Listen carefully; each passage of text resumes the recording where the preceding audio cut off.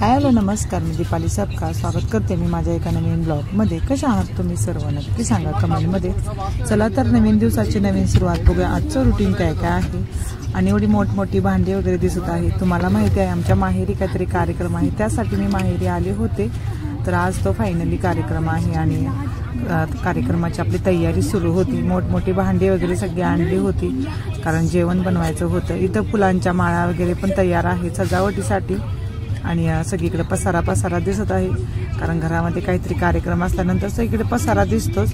आणि ही सगळी भांडी आहेत ना ती रात्रीच आणली होती, पावसामुळे थोडी भिजली आहेत, थोडीफार ओली पण झाल्या। त्यांना आता थोडं सुकवून मग ह्याच्यामध्ये जेवण बनवायचं आहे। तर चला करूया व्हिडिओची सुरुवात आणि बघूया आजचं रुटीन कसं आहे काय आहे। आणि स्वयंपाक बनवायला आचार्य काका वगैरे आले होते आणि तर आता थोड्याच वेळा स्वयंपाकाची तयारी पण सुरू होईल। आणि फोटो वगैरे काढण्यासाठी छान इथं सजावट वगैरे केली आहे, पण कामाच्या गडबडीत एवढं कामाची गडबड होती की इथं आम्ही फोटो पण काढले नाहीत, फक्त सजावट झाली। इथं माझं एका साईडला किचनमध्ये चाललं होतं स्वयंपाक बनवायचा। आणि आज आपल्याला संध्याकाळी माझा भावाचा मुलगा भातचा आहे ना त्याला घेऊन मंदिरामध्ये पण जायचं होतं। तर तिथं पुरणपोळीचा नैवेद्य लागतो, तर छान आहे तिथं छोट्या छोट्या मी पुरणपोळी वगैरे बनवत आहे। बाकी सगळेजण काही ना काहीतरी कामामध्ये होते। मी म्हटलं चला मला जे जमतंय ते मी काम करते।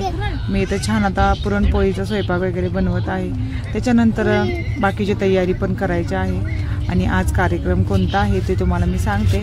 आज माझ्या भाच्याचं जावळ होतं, तर जावळाच्या कार्यक्रमासाठीच मी आलो होतो बंगालहून।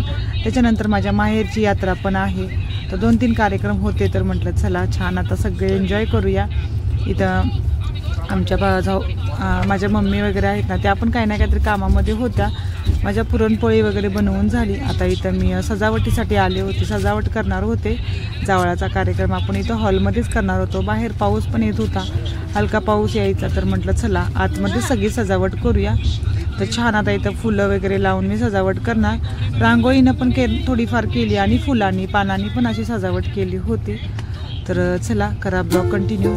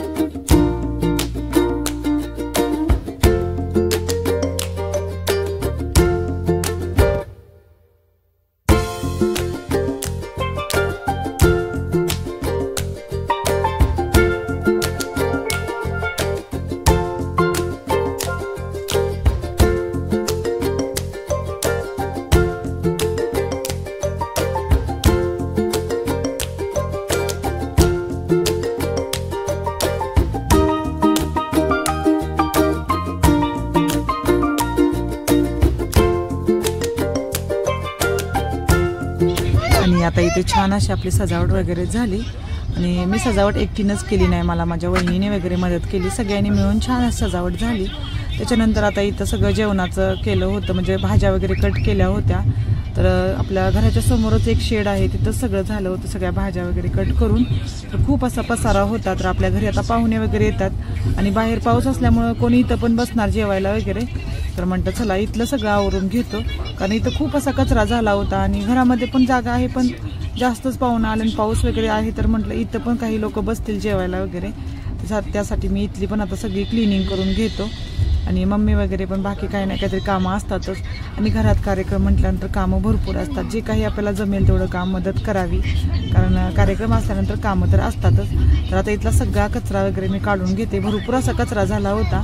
घराच्या समोरच आमची शेड आहे, खूप मोठी शेड आहे, त्याच्यामध्ये जेवायला वगैरे वाढायला आरामात सगळं होऊन जाईल। तर म्हटलं चला आता सगळं क्लिनिंग करून घेते। चला तर आता पटपट मी सगळं आवरते, करा ब्लॉग कंटिन्यू। व्हिडिओ घ्यायला कोण नव्हतं त्यामुळे एका साईडला मी मोबाईल ठेवलाय आणि व्हिडिओ घेत आहे। आरणं वगैरे पण काय ना काय तर मनी आता इथं ना माझा सगळा कचरा वगैरे झाडून झाला होता आणि बाकी सगळं आवरलं होतं। तर चला आता मला जावळाची तयारी करायची होती।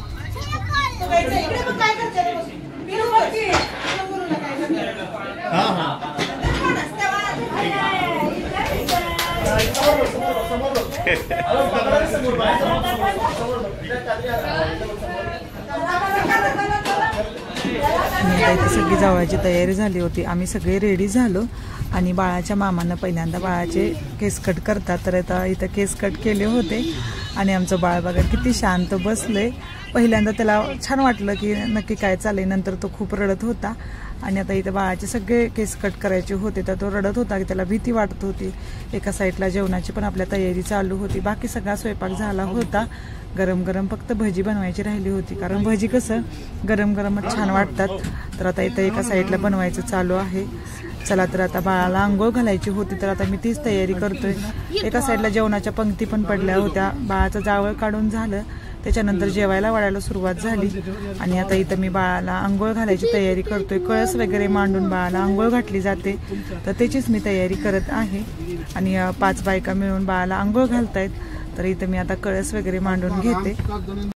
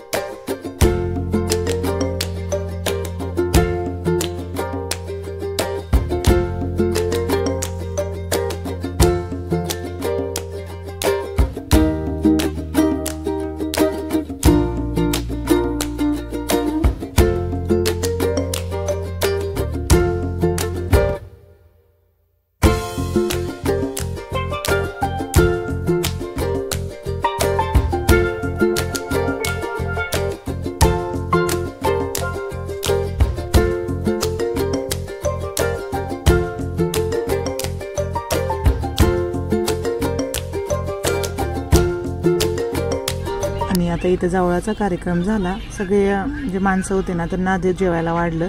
त्याच्यानंतर इथं बायकांना पण जेवायला वाढलं होतं आणि कार्यक्रम छोटासा झाला पण छान झाला. चला आता संध्याकाळची वेळ होती. संध्याकाळी बाळाला आमच्या जे गावातलं मंदिर आहे ना चिलाई देवीचं, तिथं बाळाला घेऊन जातात. तिथं पुरणपोळीचा नैवेद्य वगैरे देतात. तर मी पण चाललो होतो. तर आजचा व्हिडिओ आम्हाला असा होता. बाहेरचा कार्यक्रम वगैरे छान झाला. तुम्हाला कसा वाटला व्हिडिओ नक्की सांगा कमेंटमध्ये. व्हिडिओ आवडला तर छोट्यांनी खूप सगळं प्रेम करा, मोठ्यांनी खूप सगळा आशीर्वाद द्या. भेटूया अशाच उद्याच्या नवीन छान छान ब्लॉगमध्ये. तोपर्यंत बाय बाय. जय महाराष्ट्र. आणि माझे व्हिडिओ गावाकडचे कसे वाटतात नक्की सांगा कमेंटमध्ये. नवीन असाल तर नक्की सबस्क्राईब करा. चला तर मग बाय बाय.